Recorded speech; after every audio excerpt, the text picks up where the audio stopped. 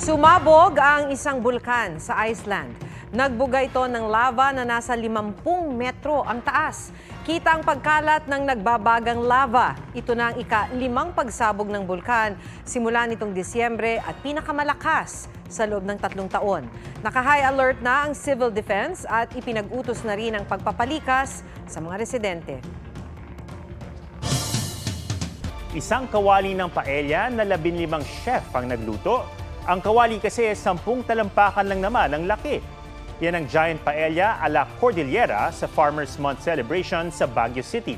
Hindi lang basta paella yan dahil tampok dito ang iba't ibang produkto ng Cordillera tulad ng heirloom rice mula sa Apayao, pinunig o blood meat sausage ng Kalinga at kiniing o smoked meat ng Mountain Province na layon daw nilang ipakilala sa buong mundo. Sa laki at dami, nasa 1,500 tao raw ang nakakain.